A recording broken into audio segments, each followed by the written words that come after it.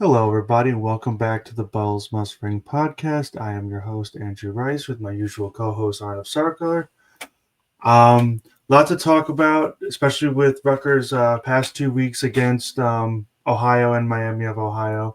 And then we're going to do a little bit of a Norfolk State preview, just getting us ready for that game. Shouldn't be too long of a segment there, but in reality, we do have a lot to talk about with those two Ohio games. Starting off with the Bobcats. What more can you say about Rutgers' offense, especially in the first Yeah, half? They looked really potent. Calic Manis, 18 for 23, 252 yards, two touchdowns. Antoine Raymond, 87 yards on 14 carries and one touchdown. Ian Strong having his first of two career days in a row where he catches 7 balls for 100 yards.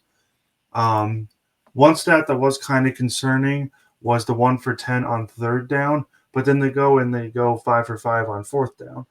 So I just don't know if that was play call management or anything like that. But yeah, really, really impressive showing from the offense against the Bobcats, especially in that first half. yeah, no, definitely. I mean, I think the Rutgers offense came out firing. They put on, I think, 31 points just within the first half, and only three in the second half. But a lot of that was because, the Rutgers only had three possessions in the second half. One of them ended in a field goal. One of them was end of game, and then one of them was, Ohio getting Rutgers off the field. Yeah, I mean, on the flip side of that, I mean, obviously, I guess the concerning stat on offense is 1 for 10 on third down, but then a perfect 5 for 5 on fourth. And Shiano even mentioned that I don't think he's ever had a situation where they went for it 5 times on fourth downs, and even if they did, it wasn't the fourth down, 4th and 7. They would have probably all been 4th and 1s. In this game, any kind of fourth down, if it was 4th and 5, 4th and 3, a run, they had a couple of runs in there. They also had a few passes. They could kind of get what they wanted. They even used that to ice the game, with DT Sheffield finding the perfect spot, which a beautiful play call there.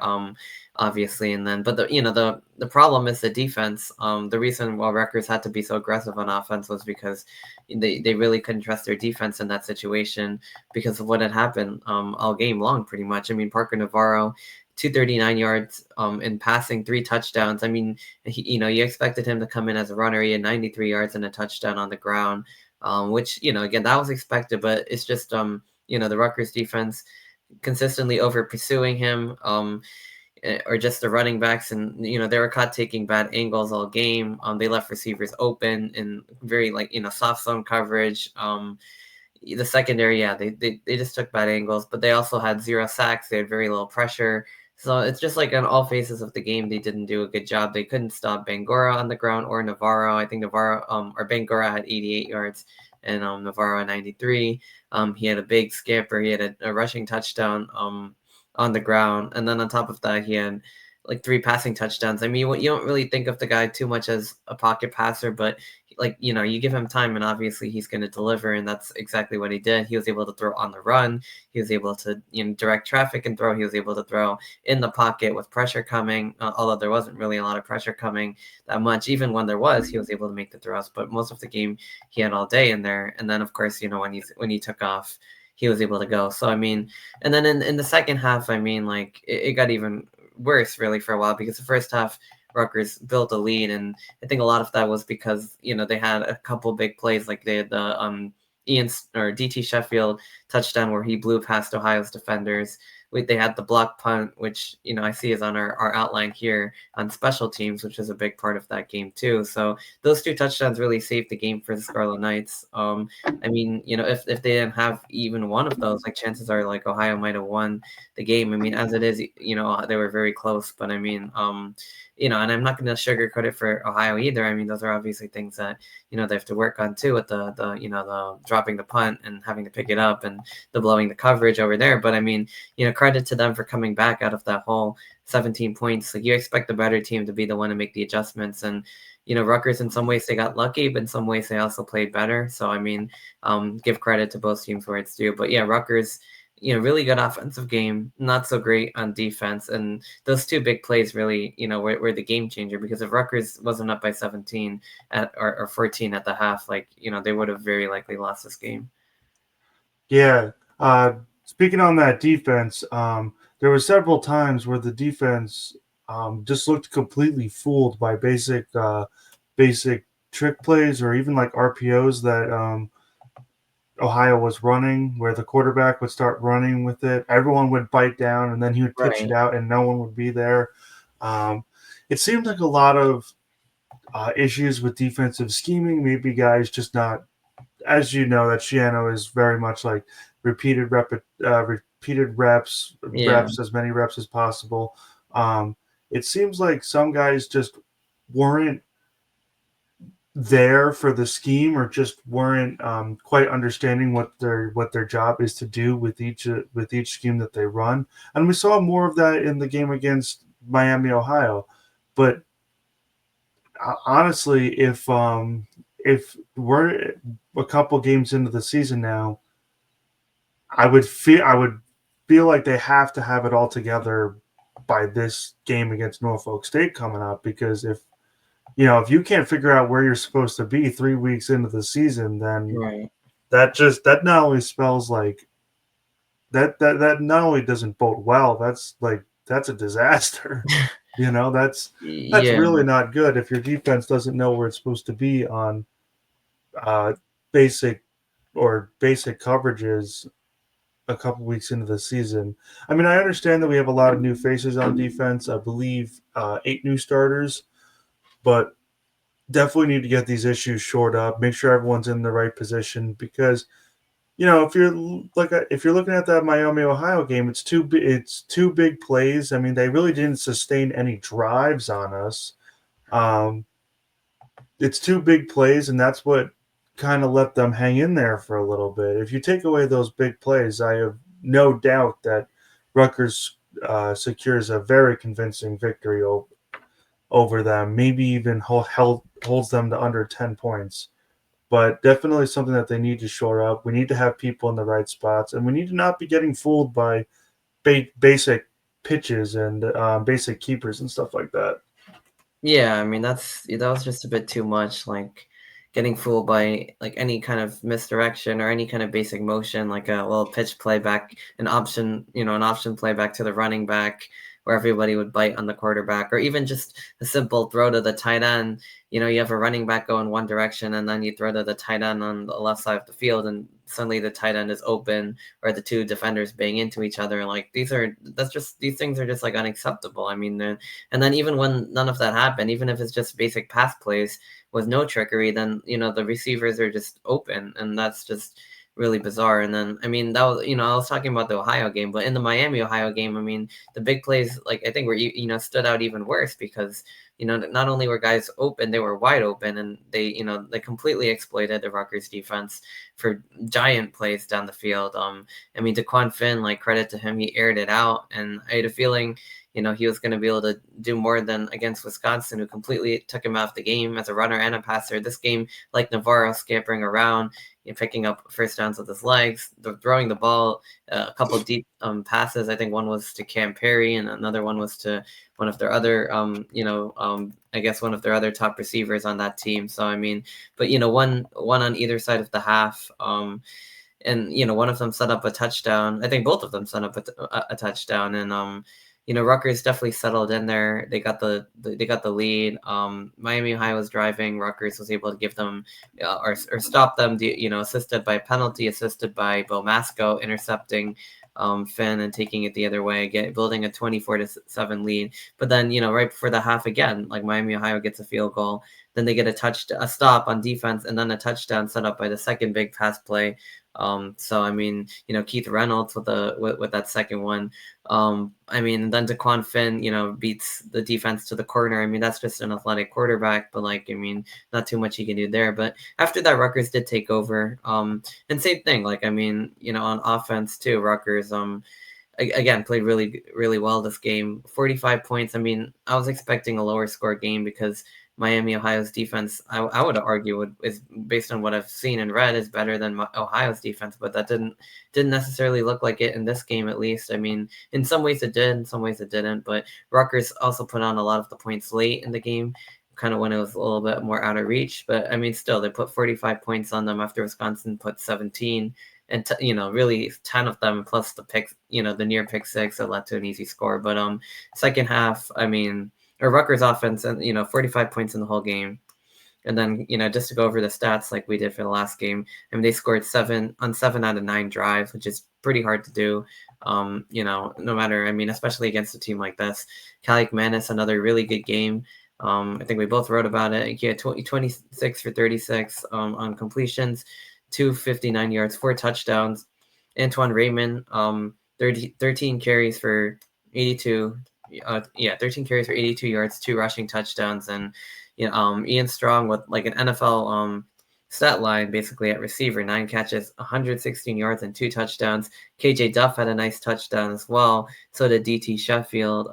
Each receiver is like a little bit different in their skill set too. And we have a couple of contested catch guys. DT Sheffield's a really good like route runner. He's a really good speedster. Ian Strong as well, also a really good route runner too. Athletic, can go up and catch it. Each one of those touchdowns showcase something different. Like there's route running, there's physicality, there's just pure speed, footwork, like all that good stuff. And Calic Manis put the ball like in spots where his receivers can make plays. And the run game looked good. The offensive line looked good, although a bit of a concerning injury with Dante Chin. So we could talk about that too. But I mean, Calic Manis and the Rutgers offense looked really good. The defense, again, yeah, like we said, like more issues containing mobile quarterbacks. The safeties getting burned deep. I mean, like Shiano said, there's poor eye discipline. It looked like in both of those plays, the safeties weren't anywhere near the play, which I think was the biggest problem. They're significantly behind, and Jet Elad was way to the right, and then Cod Sanders was just, and Cod Sanders was like way to the right, and Elad was like way behind. So it's just a bit of a problem there. Rutgers, like I said, I mean, they did do a better job in the second half. The defense kind of was a run stuffer, other than DeQuan Finn. None of the running backs went off. The second half, they completely shut down the run, which allowed them to get 2 sacks, put the Red Hawks in desperation mode. So, and then of course, the big star of the defense being Bo Masco for the beautiful, interception, timing the route perfectly, running it back almost the entire way, setting up an easy score for Scarlet Knights. So that's kind of like my recap of the game. But yeah, like, I mean, we were both talking about this before we recorded, and you said it was, this game was similar to the last one, even though the scoreline was like very different. The pulse of the game was very different, but in a lot of ways it was similar. I mean, there was a couple big plays that were not on the offense. The offenses did really good. The defenses had some struggles, but and this time I think the defense showed some improvement on Miami, Ohio, limiting them to just 14. And kind of looking better in the second half, but there's definitely like still a lot more work to be done on that side of the football. Yeah, I definitely agree with you there. I did just want to point out like what exactly we mean by how these games were very similar.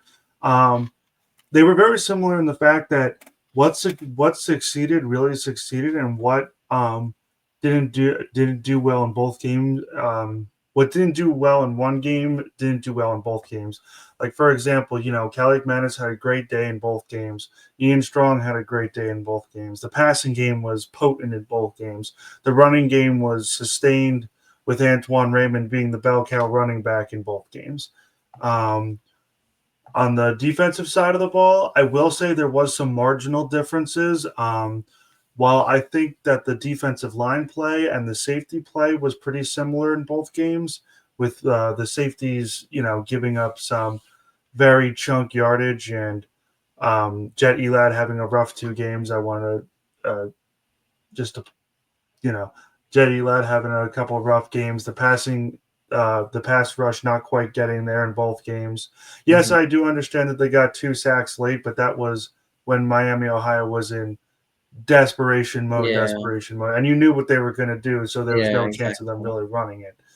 I will say there was marginal improvement from 2 position groups on the defense. I would say the linebackers took a step up against Miami, Ohio. They were taking some better angles. DJ Bowman did have a sack. They weren't anything spectacular, but they did show some signs of improvement. And then obviously the corners, Bo Masco, jumping that pass, almost taking it back to the house.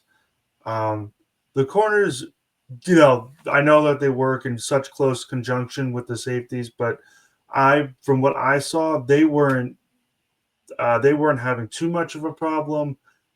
containing Miami's receivers. It was really on the safeties. I could be Right. wrong there. I'm not some Yeah. defensive coach or defensive expert, but I do think we took a step forward i- with the linebacker and cornerback groups. Yeah, I mean, yeah, I mean, Jabome obviously getting the sack, like, you know what he can do.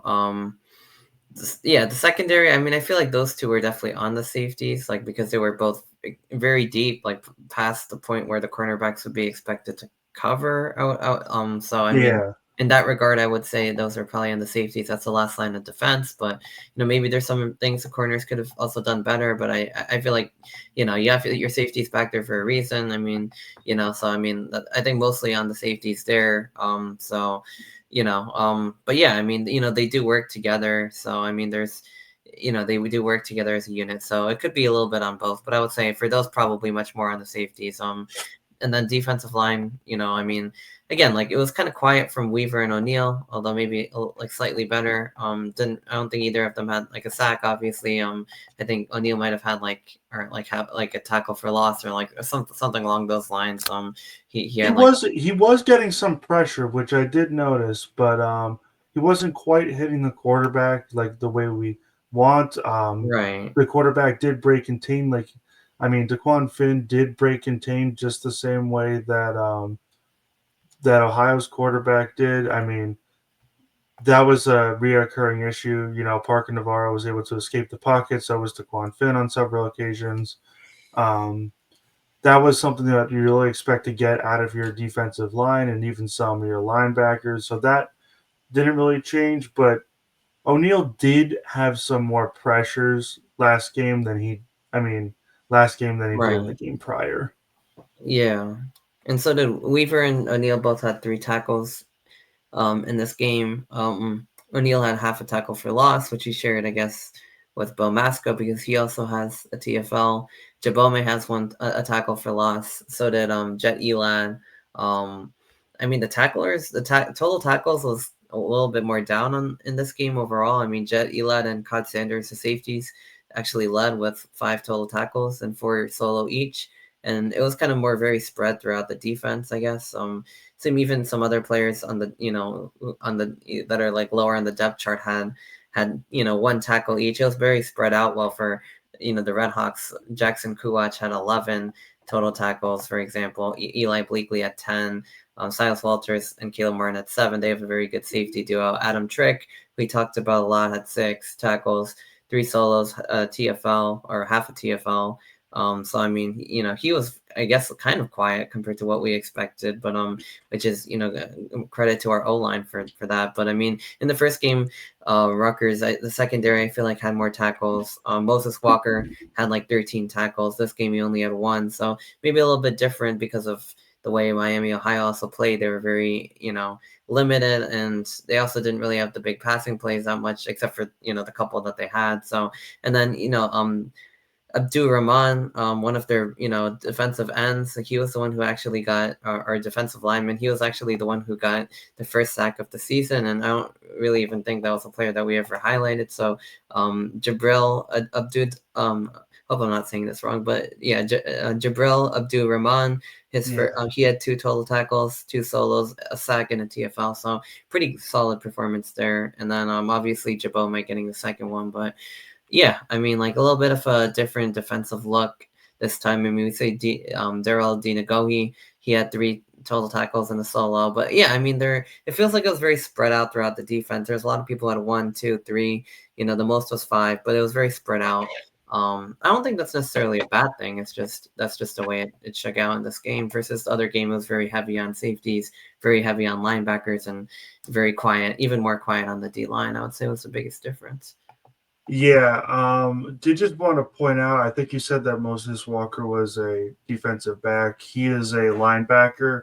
Um, with um, with all that, I mean, to be honest with you, I'm kind of surprised that we didn't have more tackles from our linebackers and defensive line than we did from our defensive backs this game. I mean, you know, they're not exactly a high flying team. I mean, we made them look like a high flying team on certain occasions, but A little bit, yeah. they're not exactly like a high flying team. I was kind of surprised that. Ohio didn't force our defensive backs to make more tackles. But I mean, as long as and you were talking about like how the tackles seemed down from last week, but that honestly that probably just means that Miami, Ohio took just less offensive snaps than Ohio did. Yeah, that's Rutgers was getting true. off the field quicker, ending drives quicker. Their offense was staying on the field. I mean, and they did have some good like long sustained drives. I believe Yeah. they opened up. Their first drive was like 7 minutes long or something like that. So that's only going to bode well for us if they can drive down the field, sustain drives, hit short passes, get 4 or 5 yards in the running game. That's only going to benefit us later down the line. But yeah, I kind of I like seeing that the tackles weren't as high because that just means that the defense is getting off the field more. It was good. Yeah, it went down from, I just checked, like 64 against Ohio to just 39 today. Meanwhile, Miami had 85 tackles. So their defense was, yeah, on the field like a lot, especially in the second half. And for Ohio, I mean, it was pretty roughly even. I mean, they had 68 tackles on their defense. We had 64. They slightly outgained Rutgers. It was a very, very even game, it felt like. And then in the Rutgers game, I mean, their defense is on the field a lot more, trying to stop our offense. Had a little bit of a hard time with it. Or towards the end of the game, Rutgers is scoring, and Miami, Ohio, kind of just wasn't. So I mean, that's when you're the better team, when you can start pulling away like that in the second half and wearing a team down, and that's kind of what you want to see. Against even a good MAC opponent, you want to see, Rutgers and be in that position to be able to do that because I mean, that's again, like, the schedule is only going to get tougher. So you might as well, you've got to be able to do that even against a quality team in the MAC, like Miami, Ohio. And, this time they were able to withstand a comeback too. I mean, the first game, like I said, Ohio is the team to come back on Rutgers. And that, for me, is very problematic. Like, I feel like that's even more problematic than if it was the other way around. If Ohio somehow got off to a 31-17 lead and they blocked a punt and had a big play or something like that, and then Rutgers comes back and chops them down, like, I'd be like, all right, well, I mean, sure, Ohio's a good team, but maybe Rutgers had a lapse. This was very problematic. In this game, though, against Miami, Ohio, a similar pattern. I mean, like, Rutgers, they gave up a field goal late in the half. I feel like maybe, again, the defense, sometimes takes their foot off the gas then. But the bigger problem, I mean, obviously, like, getting stopped on the first drive and then having a big play on for the Red Hawks, having them score, but then Rutgers, really locked them down, and they put their foot on the gas pedal. They didn't let the momentum shift in the game. They, got Miami, Ohio off the field. Their defense played a lot better, and their offense continued to do what they've been doing. So, yeah, I mean, Ian Strong, I mean, DT Sheffield, all the touchdowns from Rutgers, like, they just put together sustained drives. Like, this was definitely, in some ways, like, yeah, it was similar to Ohio. In some ways, a little very different because, instead of Ohio being the team to come back, Rutgers was the team to, like, pull away. And again, that's what you expect Rutgers to be able to do in this stage of the rebuild against even a quality like MAC opponent like Miami, Ohio. You expect them to maybe not run up the score so much, but at least be like the dominant team in the second half, and that's what they did, and that's why the margin, was 45-7. Maybe you can argue that it didn't look like 45-7 for a lot of it, but it was, whether you like it or not. So I mean, Rutgers got a win. It looked pretty dominant. We move on to Norfolk State now.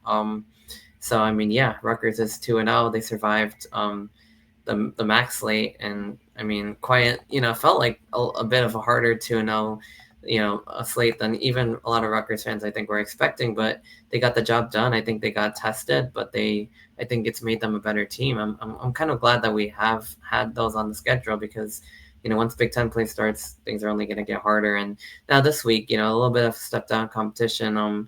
Did want to preview Norfolk State as well. Yes, I was going to say, speaking of that step down in competition, did just want to mention really quick about Miami and Ohio and just regular Ohio.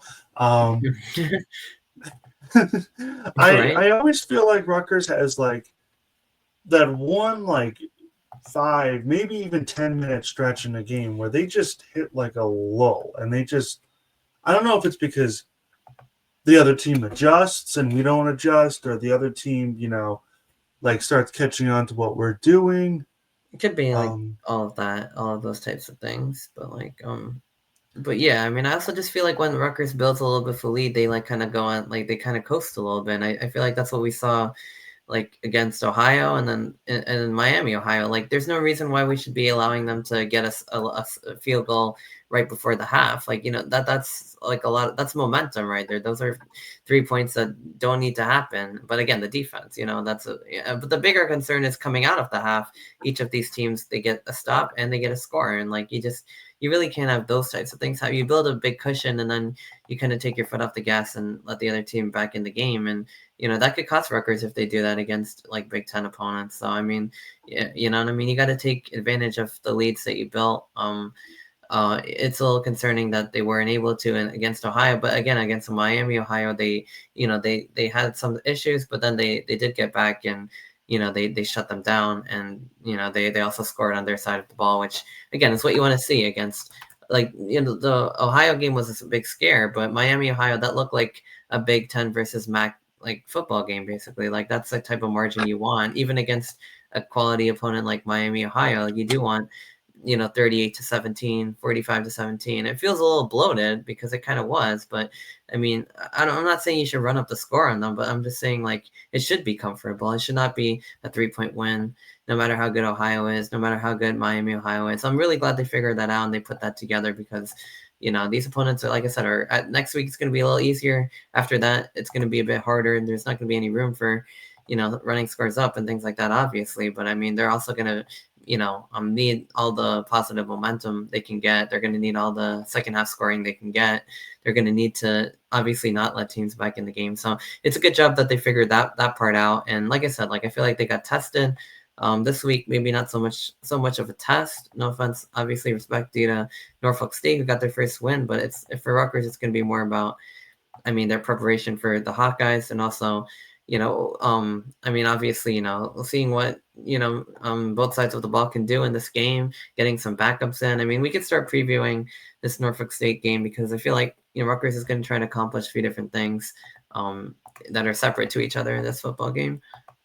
Well, I think the list of things that Rutgers is going to try to accomplish mostly reflects inward than it reflects outward. Right. Like you said, respect to Norfolk State, but Rutgers has much more things to fix internally than they would have to game plan externally. Right. Um, they gotta. What I'm expecting and what I want to see out of this game personally is the pass coverage has to be there. We can't be blowing coverage or anything like that. We have to know where our guys is. We have to know who we're covering. We have to know where we're supposed to be. On the defensive line, I expect pressure.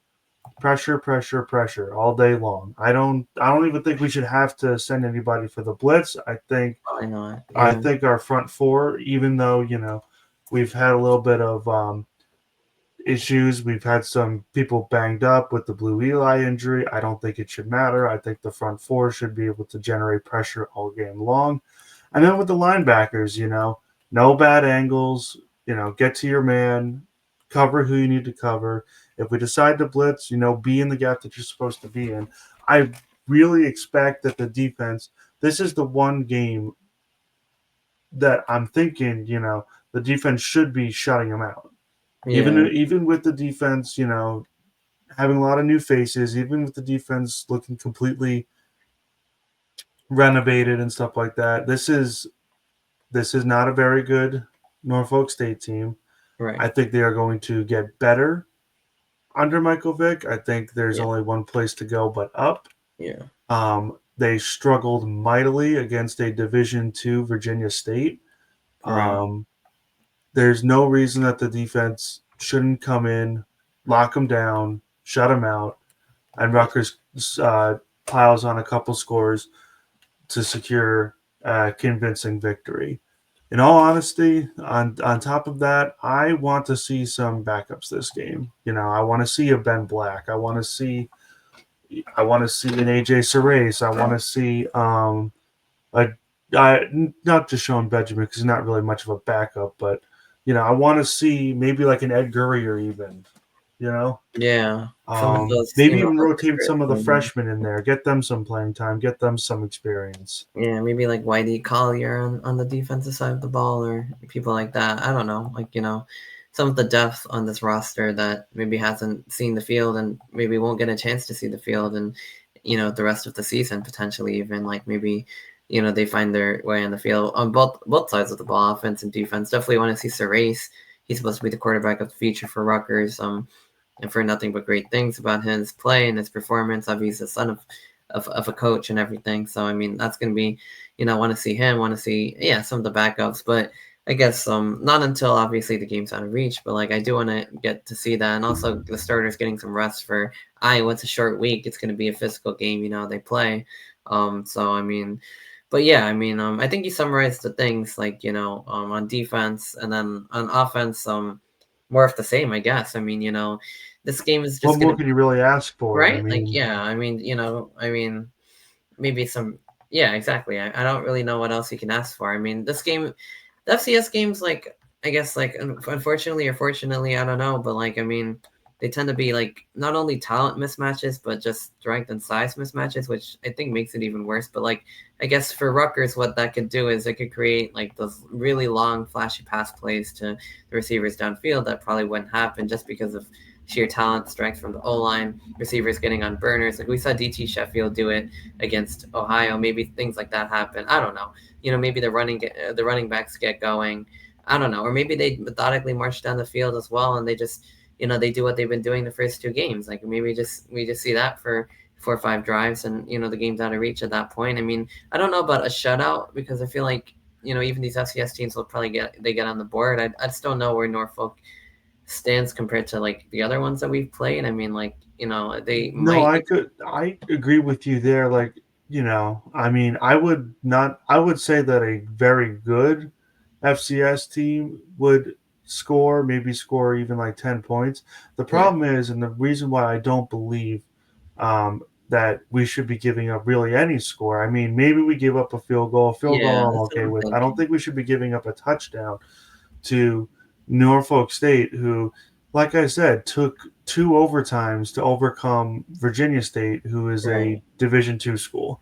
Yeah, and they were You very know, very big danger losing that game, and they were down like quite a bit in that game as well. So I mean, they were down I think like 16-7, and then 23-10 in that game against Virginia State, who's a D2 program. I think exactly. I don't know how big of a mismatch those two teams are because I've looked through like their scores over the years, and like they've been pretty competitive, although Norfolk State's usually won. It's not like a complete mismatch the way like Rutgers and Norfolk State is. It's not it's not like Norfolk State is expected to swallow them up like 59-0 like every year. They've been very close wins. Virginia State got a win 2 years ago, 33-24. Norfolk State answered 28-23, and then 34-31. But coming back against a D2 team, I mean, that just shows like, yeah, it's exciting, but that's the level of competition. In FCS play, Norfolk State lost to Towson 27-7.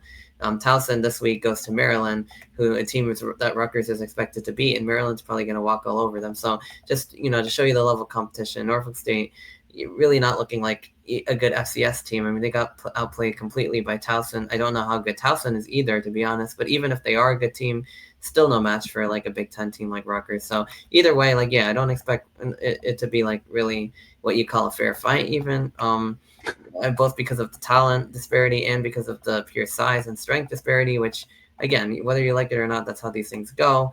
That being said, I mean, I mean, I don't know about a shutout, but it could potentially happen. I mean, like, I don't, if it's that bad, like, it could happen. I would say, maybe Norfolk gets a touchdown, maybe on the backups, or, at least a field goal, potentially at some point in the game. You string a few plays together, you get in field goal range. Like, things like that can happen. But Well, you know what? I could kind of go for a touchdown on the backups like that. I can't understand even like a field goal on the backups. right. But first of all, in no reality should they be in scoring position against our starters. Like I understand that our starters have had a rough couple of games, but they're no way that they should be in scoring position against our starters. That's just like Yeah. if they drive on our backups once or twice, that can be expected. I mean, even like Wagner did stuff like that, Yeah, they had when we 66 beat them like seven. 66 to Yeah, 7 or something. right, right.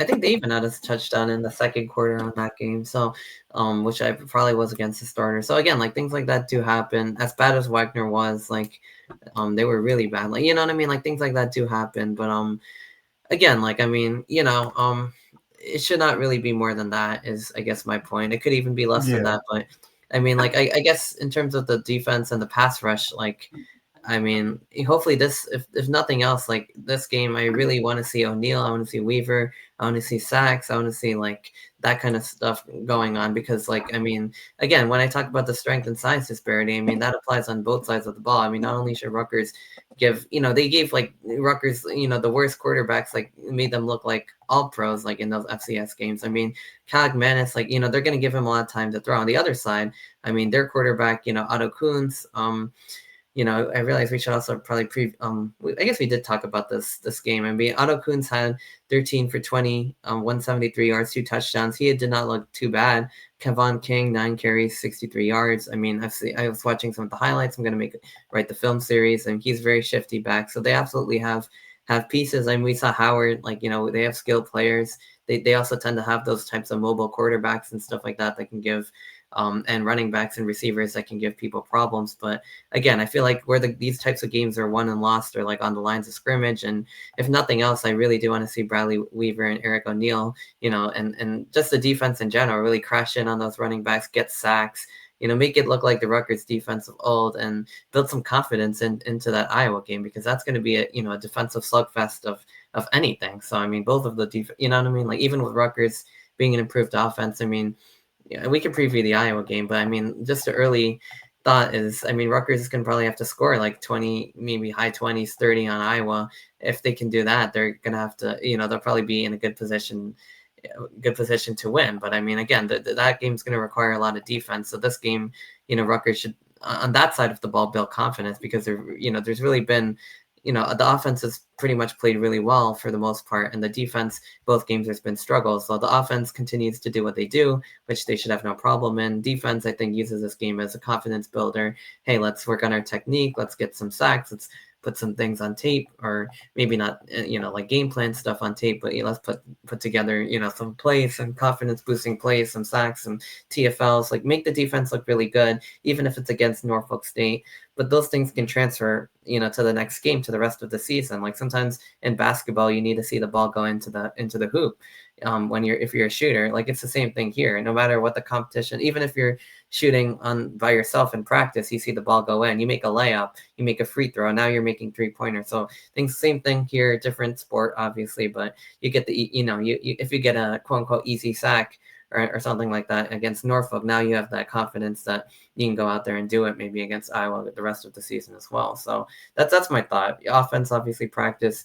Make sure things are patched up, make sure the game gets out of hand, obviously, and then do what they've been doing. Defense, tighten up, and really gain that confidence, put together stop sacks, TFLs, all that kind of stuff, and get ready, use that confidence for the rest of the season. yeah. I mean, confidence is one of the biggest killers of your opponent. I would say. I Yeah, mean, exactly. when somebody just gets hot, it doesn't matter how they get hot, but if they get hot, then they can, they can just start imposing their will. One thing I did want to mention is that Norfolk State kind of runs like a two quarterback system. Otto Kuhn does take most of the snaps for the Spartans. He's more of like a pure passer, but then there is I believe it is I believe it's Israel Carter. I hope I'm saying that correctly. Or he is like more of like in all honesty, if I could give him a comparison for somebody that we have seen Oh in the boy. past couple of weeks, I would compare him a little bit more to like DeQuan Finn and a player like that Yeah. who can run around and also who runs around, decent, an okay thrower, but can also make plays with his feet. Me personally, I think they're going to throw both quarterbacks in there. I mean, both of them have taken snaps in Norfolk State's first two games. I really want to see what Rutgers defense does against Carter, who I would assume is a little bit of a step down from like Finn and Navarro and all of them. I definitely from Navarro and definitely from Finn, I should rather say. But I want to see like that. I want them to get those reps against a player like Carter.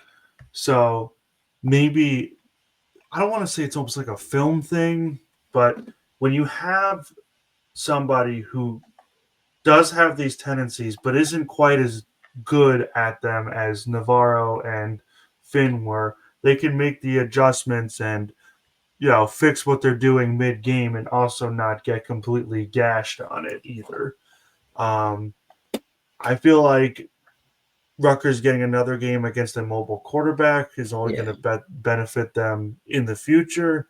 I don't expect Carter to have like an insane stat line or anything like that if he were to play, but from I guess from a fan analysis point of view, I think I kind of want to see what adjustments they make with Carter coming in. Yeah, absolutely. I mean, like you said, two quarterback system. Both of them have taken snaps in each of the two games. Yeah, I guess to go into details, Norfolk State. Yeah, in the first game it was mainly Otto Coons. Looks like Carter's the backup. But yeah, Otto Kuhn's like he's had decent stat lines, like all things considered, like 19 for 27, 219 passing yards and against Towson. And then Israel Carter comes in 2 for 421. So like really looking like a backup. In the second game though, a bit more even of a split. Maybe I don't know, maybe in that game like Otto Kuhn's ended up I remember he was the one to throw the touchdown. So it looks like they mixed him in a little bit. But I mean, Otto Kuhn still had a pretty good stat line of 13 for 20, like I mentioned, 170 and two or 173 yards, and then two touchdowns. And then Israel Carter 10 for 16, 80 yards. So again, these guys pretty accurate quarterbacks. I mean, like again, like I feel like these games, like I said, a lot of it's determined on lines of scrimmage. Don't sleep on any of the skill players. Like they can absolutely still play, no matter if they're FCS or whatnot. Like they're really not that much worse than even like your Big Ten guys if you really like break it down. Obviously, they're not as probably big and maybe not as talented, but they can absolutely move the football if you give them the opportunity. Chances are there won't be that opportunity, but I mean they can absolutely do it. But then in terms of the run game, I mean, Israel Carter had 10 carries, 27 yards. Otto Kuhn had only 5 carries, 23 yards. So I guess maybe slightly more mobile as well. So yeah, I mean, again, like if they have another mobile quarterback come in this game, and it looks like Coons is again probably much more of a pocket passer, and Carter's a little bit of both. Then like, I mean, it's good practice because again, in the Big Ten, they're going to see more mobile quarterbacks behind a good offensive line, but they're gonna that are gonna have the time to throw and have the good receivers and have a bigger arm to go with it. So they're going to see guys like Navarro and Finn and Carter like all over again. I mean, Washington has a guy like that. And so I mean, I wrote about him in the preview that their quarterback is looking really really good. I know he's a bit of a dual threat. Damon Williams Jr. I mean, then they have Jonah Coleman. So there's going to be all sorts of things to stop in the run game and in the pass game.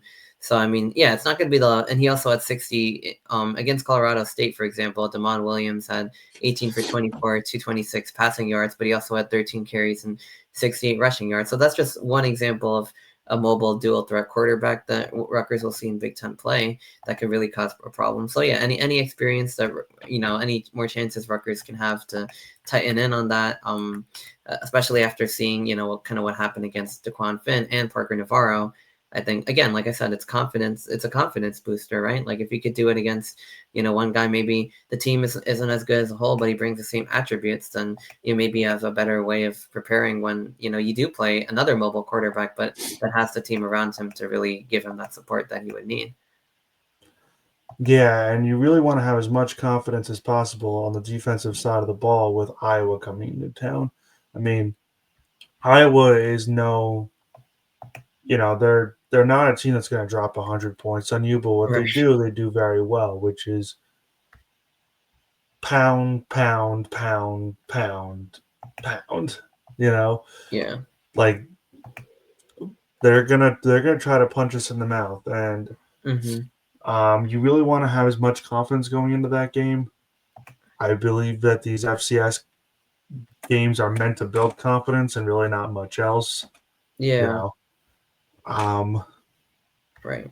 I kind of like the fact that I think it kind of unfolds a little bit well for us that we have a FCS team coming to town right before Iowa because we don't, yeah, we get to give our starters some confidence and let them get off the field and, Yeah, it's get some more experience down the line.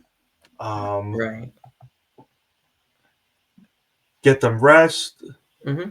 But I also don't feel like, some people are just like, oh, this player should sit the entire game. I don't believe in that, No, you I don't know? know about no. I don't think it should just be like you roll out with your backups because if you're doing that, you're. I mean, you're kind of asking. I mean, you're not really asking for it. I mean, again, they might still win, but you're really putting your team at a risk of like losing or at least I mean, imagine having to call the starters back on the field or something like that because like they're trailing to Norfolk State and you know what I mean. You don't want things like that to happen, and the whole plan will get ruined. It's also just a little disrespectful, but I mean, Not even just that. You don't want to go into Iowa with your starters having cold feet. yeah, exactly, and that's also exactly that's another reason. Like we've seen then, like with NFL playoffs, like the rest versus rust, the buys, like how that can affect the team not playing for a month or not playing for an extra week, and the other team is, and suddenly they look fresh and you don't, and so yeah, I mean, definitely get your starters on the field and to put number one, put the game out of reach. Number two, reps and repetition. Maybe you could start, game planning a little bit for the next week too, and then third of all, obviously well, those are the two main reasons, right? To like, put the game out of reach, number one, and then number two, I mean, like that's really the main thing, and also get them the reps and make sure they aren't coming out with cold feet, and it could be the biggest game of the season the following Friday, but at the same time, you do want them to get their rest. So another thing I guess I wanted to point out about Norfolk State that we have on our outline is they surrendered 105 yards and a touchdown to Marquise Smith of Virginia State.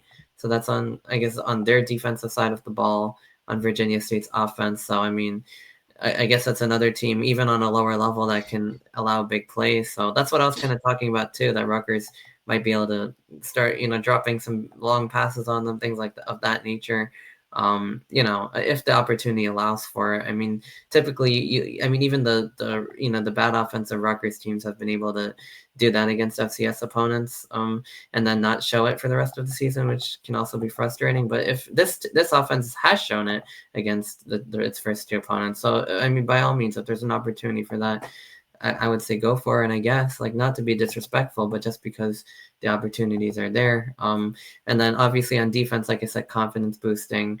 This game comes at a really interesting time for Rutgers. I mean, it's good for the team. I think they had their schedule about right because they played really good teams to start the season.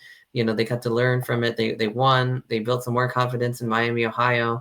And now they have their kind of a game where they can rest starters and play backups in the second half and kind of have a little bit of an easier week, I guess. Although they're not going to overlook Norfolk State, obviously, but they're going to be able to have an easier week and an easier game into an Iowa game where it's going to be physical. It's a short week. It's a big spot. So a little bit selfishly for the fans, it's not really a great spot because now there's going to be more anticipation for the Iowa game, which I'm really like, I'm not going to think about it too much until we get to next week. But I mean, it's been like, there's always been a lot of anticipation around the blackout game, even when like, and then, around a night game, even when Rutgers wasn't, kind of skated by Temple. I feel like fans were already looking a little bit ahead to Iowa. This year, though, against Norfolk State, it's going to be like that time. It's like 15. I hate to be a little selfish there, but I mean, I know fans are going to do it, but obviously I'm going to do it. I mean, like, who's not going to do it? I mean, Iowa themselves are probably doing it too because they have UMass this week as well. So, I mean, it's kind of like the same mentality a little bit, but I mean, it's just, I mean, like anticipation is going to be through the roof. Like, I'm going to wait till next week till it kicks in. But as far as the team's concerned, though, I think it does come in a really good spot for them because they can get that rest for that Iowa game where they're going to need to be 100% to really be able to win that one or even have a chance to win that one.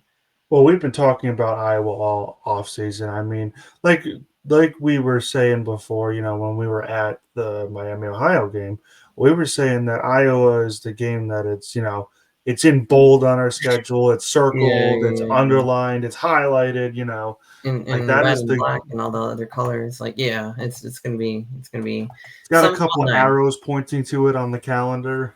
Bunch But of big red arrows pointing to yeah, it. yeah, Um, yeah, that is the prove it game. I mean, really, it's what we see right. what this team is made of. And no discredit to Norfolk State or anything like that. You know, I think that Rutgers would be foolish to Right. not um to take the game lightly. I feel like they should just come in, flex their muscle. You know, I'm really I'm really concerned for Norfolk State for what Ian Strong might do in the first couple drives if they're Uh-oh. giving up 100 yards to a D2 player. Yeah, that's the Um, thing. Mm. I'm really strong. I'm really concerned of what D Sheffield might do if Um, they if they're yeah, giving up 100 yards to a D2 player. No discredit to I know I wrote the name down. No discredit to Marquise Smith of Virginia State. Incredible performance. Um, 100%. but for not Virginia, for Norfolk State's secondary, I am a little concerned for them. Yeah, because I mean, like, Rutgers has done this to now two MAC secondaries that are supposed to be like, top of their league pretty much, and like, this is, yeah, I mean, this, again, if Virginia State could do that, then, or a player on Virginia State could do that, then, Rutgers has got some real burners that can absolutely do that. And for Scarlet Knights fans, it might make for some good highlights and some fun in that game. And yeah, I mean, it should be a lot of fun. Like Norfolk State, obviously, you want to also enjoy these wins if you're a Rutgers fan too. And Yeah, you know, show up to the then game, have a good time, enjoy the win. right, Tailgate with your friends and family. I mean, yeah, it's really don't don't even though it's like a Norfolk State, don't waste an opportunity to have a good time, support your team, exactly. show your R. I think is For what they your say. Scarlet Pride, you know what I mean? Yeah, I So, mean, yeah, show up to the game. Let the team know that you're behind them, because everyone's gonna be there on Iowa Day, right. but Blackout, being yeah. there before that, that matters too.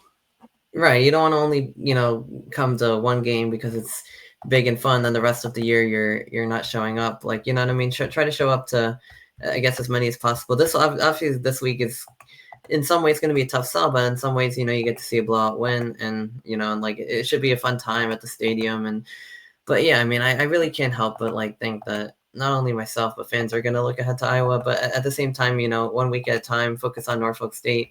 Let's get the Enjoy win. the Let's game. get out Just safe. enjoy Like, the game. and enjoy it. Have fun. I mean, this is going to be a really fun week for the Scarlet Knights in a different way. I mean, like it should be a nice, a relatively easy victory. It should be, maybe a chance to see, both sides of the ball really go off and have a signature performance, and then you see how that contributes to their, how they come out against Iowa, because a win like that can be a confidence booster. And, when everyone's going to be there the next week, I mean, this is going to be, kind of preparation. I mean, getting both sides of the ball really actively engaged, having a big standout game. And the next week, maybe some of those same plays happen against a really good Hawks team that, lost to Iowa State by 3 points. And, who knows? I mean, you know what I mean? Like, there's a real chance Rutgers wins that game too. If they, like I said, if they could score, enough, maybe 27, 30 points, and their defense can tighten up. I mean, there's a real chance that Rutgers wins that. Obviously, that game is circled all over. Fans are going to be anticipating that. They've anticipated it even when Rutgers wasn't that good, which scares me a little bit in terms of how much it's going to be anticipated this year when,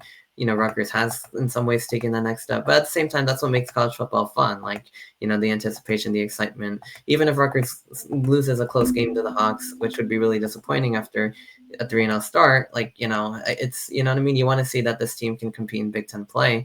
And I believe at the very least they can absolutely do that. So, but this week is Norfolk State week. So, make sure you, I guess, show up there. And like I said, it should be an easy win, but it's a big practice week and also game week for the Scarlet Knights to really, patch things up, and lock things down, because once after this, I mean, Rutgers is going to be in the full swing of things for Big Ten play. So last chance for Scarlet Knights here, they're going to make adjustments.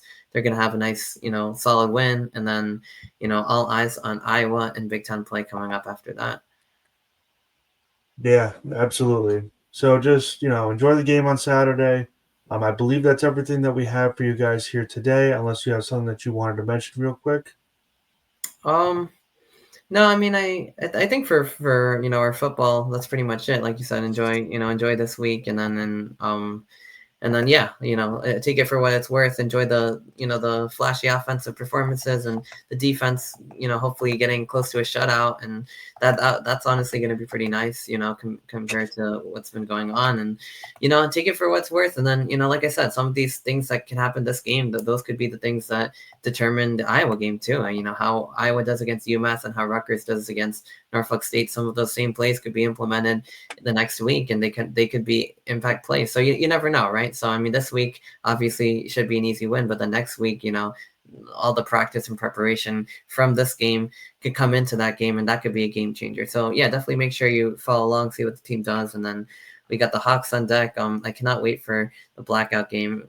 It's going to be a lot of fun, and hopefully a win, because a win against Iowa would be a signature, would be program changing. Iowa's always been seen as a tier above Rutgers, whether that's justified or not. And I think it has been justified given where the team has been. But even more than Minnesota and Washington, if Rutgers can knock off an Iowa Hawkeyes team who's consistently wins 8 games a year, I mean sometimes 10, Rutgers is going to get a lot more respect nationally. Even though Iowa lost to Iowa State, even though Iowa won't be ranked, Rutgers will still be seen probably a tier up from where they are now. So that's why that game is really huge. Yeah, especially with Iowa always being considered one step above Rutgers. Did just want to mention really quick some stuff to look out for. We got some exciting new stuff on the docket. We started a around the Big Ten series, recapping all the games from around the Big Ten. Every score, every Yeah. game, all the time. Um, and then Arnav started his new series where he's going to be talking about all the major news in college football, the major games, upsets. A lot of Mm-hmm. upsets are going to be on there. So definitely take a look out for that. And when it pertains to Iowa, we will be having somebody from the Black Heart Gold Pants SB Nation page, which covers Iowa. They will be coming on the podcast to help us preview Rutgers' matchup against the Hawkeyes. And Arnav will be doing some work in coalition with the Iowa SB Nation page for a question and answer. So next week, I recommend you guys take a look over there. Check out his piece, see what they say, see what Arnav has to say, and always come back to this podcast for next week's Iowa preview and this week's recap. But as always, thank you guys so much for watching. Well, see you in the next one. And as always, thank you guys so much for watching. We'll see you next time. And remember, the bells must ring.